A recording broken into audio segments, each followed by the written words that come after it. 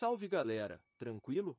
Um entregador precisa fazer uma viagem de negócios, mas no caminho, ele se depara com uma tempestade no Triângulo das Bermudas e acaba em uma ilha remota com pessoas muito pequenas.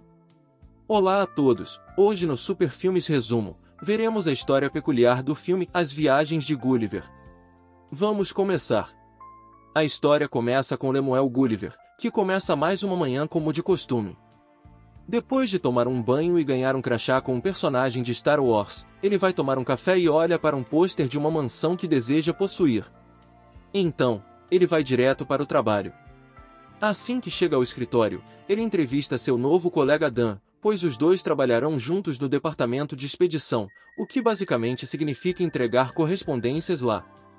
Enquanto entregam os pacotes, Gulliver diz que eles não devem falar com ninguém porque não são nada. Até que eles conhecem Darcy Silverman.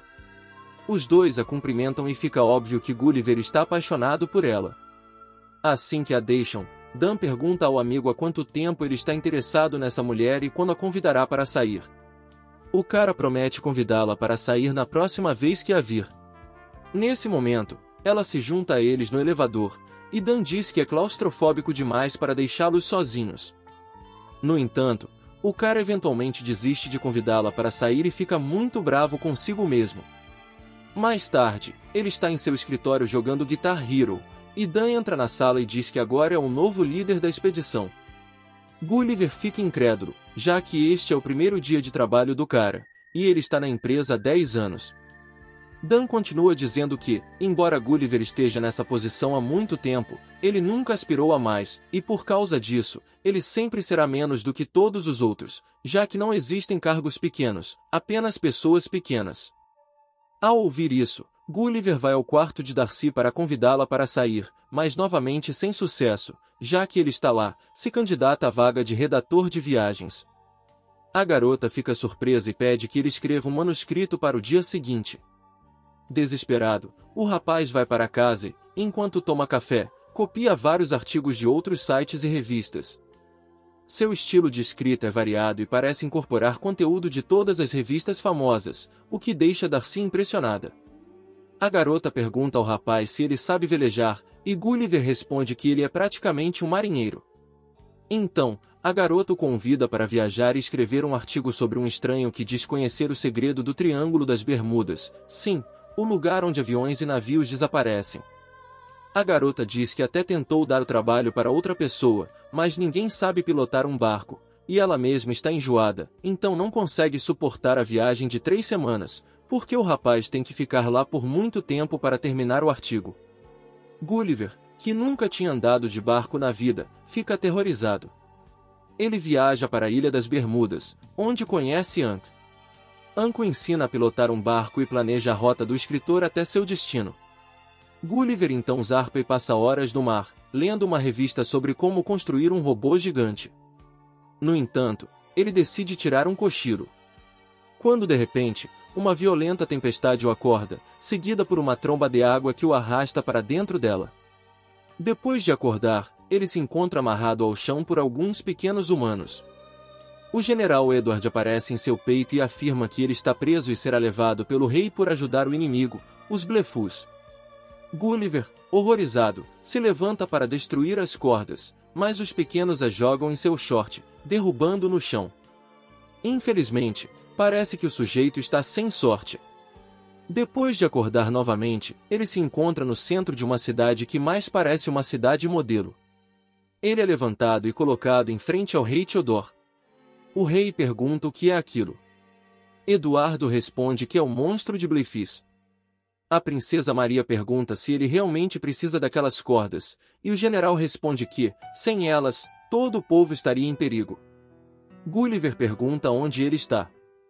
Um dos homens do rei lhe diz que é Lilliput, a cidade mais bonita da ilha. Depois disso, ele é jogado na masmorra, onde conhece Horatio, o único prisioneiro ali. Horatio diz que ele foi preso por perseguir a noiva do general, a princesa Maria. Gulliver pergunta por quê, e ele responde que é apenas um plebeu e que, para persegui-la, precisa realizar atos heróicos para ganhar o título. O homenzinho diz que sabe como é ser alto, porque antes da chegada dos gigantes, ele era considerado o homem mais alto do reino. Nesse momento, Eduardo chega e diz que é melhor eles darem um tempo, pois terão que trabalhar o dia todo. Mais tarde, vemos o Blefusy se aproximando do navio liliputiano. Os soldados invadem a cidade e queimam o castelo. Enquanto isso, Edward amarra o gigante a uma ferramenta de arado e senta-se em uma plataforma no peito do gigante enquanto Horatio o segura. A boa vida do general chega a um fim abrupto quando os sinos de alarme tocam. Edward desamarra as máquinas de Gulliver e diz a ele para correr de volta para a cidade, ordenando que ninguém salve a princesa, pois esse é seu dever. Preocupada, Horatio desamarra as cordas do gigante e implora a ele para proteger o reino. Com isso, o gigante se levanta e segue para o palácio onde os Blefusy estão prestes a sequestrar Mary. Ele joga os soldados na água e leva Mary para Horatio. A princesa então diz que seu pai está no palácio em chamas. Então Gulliver tem uma ideia brilhante: tirar as máquinas e urinar no palácio para apagar o fogo. Edward chama sua atenção e é pulverizado todo em si mesmo. Após ser resgatado, Theodore imediatamente pede a todos que prestem homenagem ao gigante, o que deixa Edward com ciúmes. Depois de algum tempo, o rei envia alguém para convidar Gulliver para o banquete, mas Gulliver diz que só irá se Raquel o acompanhar. O rei concordou em gratidão à sua salvadora. Gulliver agradeceu pelo amor e eles se beijaram. Mãos se tocando, no banquete, o rei pergunta ao gigante de onde ele é porque eles acham que ele é de um reino que ninguém ousa ir, que está além da neblina. Gulliver diz que o Salvador é de Manhattan. Theodore pergunta como é aquele lugar. O homem diz a ele que é uma democracia e eles elegem seus líderes, chamados presidentes. A rainha Isabela pergunta se o gigante é o presidente de sua ilha. Gulliver diz que sim, mas Edward ri diz que sem o maior herói o lugar deve estar em ruínas e pergunta quando ele pode voltar para casa. Gulliver diz que está preso e não tem barco. O rei diz que eles encontrarão um barco, mas podem construir qualquer coisa que seu salvador quiser para que ele possa ficar lá o tempo que quiser. O homem humilde pede para construir a mansão que está em seu pôster. Alguns dias depois, Raquel liga para ele e diz que a sala de recreação está aberta e toda a cidade está reunida para assistir ao show de Star Wars que se transforma no Titanic. O cara mente para todos que aquelas são suas próprias histórias. Edward apareceu há muito tempo e diz que eles precisam treinar seu exército. Isso é um absurdo e não faz sentido, mas o rei ordena que ele se cale. Depois, eles passeiam pela cidade, com Raquel fazendo parkour nos prédios, e perguntam a Gulliver se ele conheceu seu verdadeiro amor, Darcy, somente depois que ele morreu no Titanic e retornou como um avatar. A garotinha então pede que ele a ensine como conquistar o coração da princesa, já que o gigante parece ser muito bom em se dar bem com as mulheres. Os dois vão para o castelo. Gulliver pede ao gigante para se vestir de snob e dançar, o que surpreendentemente funciona, e a princesa fica encantada com o camponês. No entanto, a princesa eventualmente tem que entrar no castelo porque Edward vem visitá-la. O general diz que não confia no gigante, mas Raquel diz que isso é apenas um absurdo. Ao anoitecer, Gulliver descobre que encontraram seu navio naufragado na praia. Edward fica em êxtase e diz que eles vão consertá-lo o mais rápido possível para que o gigante possa partir. No barco, o homem encontra seu telefone. Embora não haja sinal, ele contém uma mensagem de Darcy. Darcy descobre seu plágio e fica muito triste, pois agora precisa pegar um barco para o Triângulo das Bermudas para escrever o artigo. Enquanto isso, Edward percebe que a revista que ensina a construir um robô gigante está meio rasgada, e o gigante está sentado sozinho perto do palácio.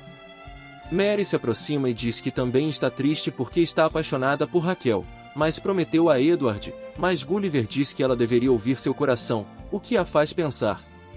No dia seguinte, Edward diz ao rei que não acredita que o gigante seja quem diz ser.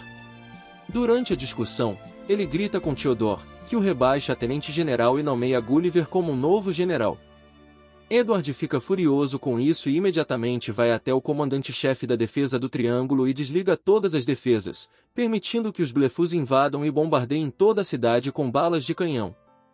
Depois que Raquel avisa Gulliver sobre o ataque iminente, ele imediatamente vai até o rei, que lhe pede para liderar o exército, afinal, ele é o novo general. Gulliver tira a roupa, mergulha no mar e chega aos barcos Blefusy. Ele diz que não quer matar ninguém, então finge lutar. O gigante começa a bater os braços na água, sacudindo todos os barcos. Os Blefusianos atiram nele com canhões, mas devido ao seu tamanho obeso, as balas atingem seu corpo e ricocheteiam, destruindo vários navios. Gulliver percebe que é quase invencível e reboca seu navio para longe de Lilliput. Ele é aplaudido em seu retorno e começa a ensiná-los a construir uma cidade moderna como Manhattan. Ele então começa a fingir estar com as crianças, pedindo que lhe façam massagens e até mesmo um corte de cabelo. Finalmente, ele recebe um uniforme de general. Depois de um tempo, Edward joga Guitar Hero com o oráculo, e o garotinho diz que, como novo general, seu amigo deve treinar o exército. No entanto, Gulliver tem certeza de que ninguém atacará a cidade porque não quer confrontá-lo de frente, então ele o acalma e se concentra em conquistar o coração de Mary, dando-lhe algumas outras dicas de flerte. Enquanto isso, Edward vai ver a princesa. A princesa diz que está confusa sobre o relacionamento porque não sente amor por ele, mesmo estando noivos. Mary então pede que ele diga o que ama nela. Ele aponta para os seios dela, o que a deixa ainda mais irritada. Mary ordena que ele saia de casa, e Gulliver jura que eles vão se arrepender. Depois de sair, o tenente-general vê que Gulliver tomou conta de uma cidade, e a cidade está cheia de filmes sobre ele e enormes placas com sua cabeça nelas, e toda a cidade parece nova em folha. Então ele vai ver Leopoldo, o rei dos Blefus, que lhe diz que Gulliver deve ser destruído.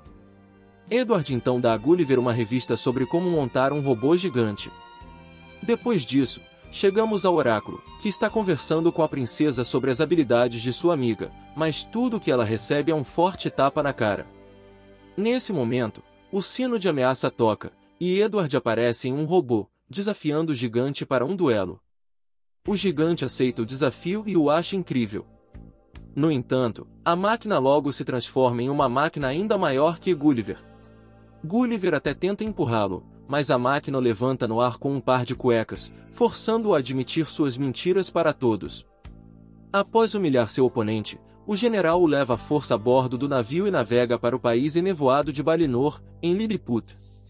Assim que Gulliver acorda, ele se encontra entre os gigantes, preso em uma panela e desmaiado. Ao acordar, ele se encontra em uma casa de bonecas de uma menina gigante, que o coloca em uma fralda e brinca com ele como se fosse uma boneca.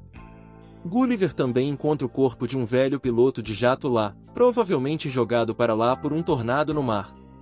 Enquanto isso, em Lilliput, o oráculo se aproxima da princesa e os convida para fugir juntos, mas a princesa se recusa e se oferece para se casar com Edward porque tudo o que Gulliver disse era mentira, incluindo seus elogios ao oráculo. Depois, chegamos à praia e vemos Darcy chegar à cidade e ser capturada por Edward. Vendo isso, o oráculo pega um barco para perseguir seu amigo. Ao chegar, a menina conta a Gulliver que seu amado Darcy foi sequestrado. Gulliver fica triste, mas diz que não pode voltar, afinal, enganou a todos e levou um de seus filhos. O pequeno pergunta por que ele mentiu. Gulliver diz que esta é a primeira vez em sua vida que se sente importante e não quer que isso acabe ali. Seu amigo diz para ele parar de se menosprezar porque ele é muito grande. Com isso, Gulliver removeu o paraquedas do esqueleto do soldado e saltou através da névoa. Assim que Gulliver chegou a Lilliput, foi direto para a masmorra, onde encontrou a mulher que amava e finalmente disse a ela que a amava há 5 anos. A mulher disse a eles para escaparem em seu navio, pois ainda estava intacto. No entanto, o pequeno disse que as crianças eram muito importantes para ele, então ele as protegeria. Ele libertou Teodoro e pediu para se tornar um guardião novamente, mas desta vez ele manteria sua promessa. Gulliver desafiou Eduardo para uma luta, e os dois apostaram no destino da cidade. Assim que a luta começou, Edward revelou que havia feito algumas melhorias no traje e começou a eletrocutá-lo. Vendo que sua amiga não conseguiria vencer, Raquel cavalgou até o robô, subiu na sala de controle, lutou contra Edward e se esforçou para desligar o sistema de eletrochoque, saltando da máquina. Gulliver então pegou uma estátua, montou em Gulliver e o atingiu repetidamente até que ele caísse no chão. Ele então puxou o cabo na parte traseira da máquina, desligando-a para baixo. Gulliver então diz ao novato para fazer um bom trabalho, pois não existem cargos grandes ou pequenos, apenas pessoas pequenas, e o casal vai almoçar enquanto os observamos escrevendo juntos no muro. E aí, pessoal, vocês acham mesmo que existe algo no Triângulo das Bermudas? Me contem nos comentários. Então, assistam ao vídeo aqui ou confiram estas sugestões no Super Filmes Resumo.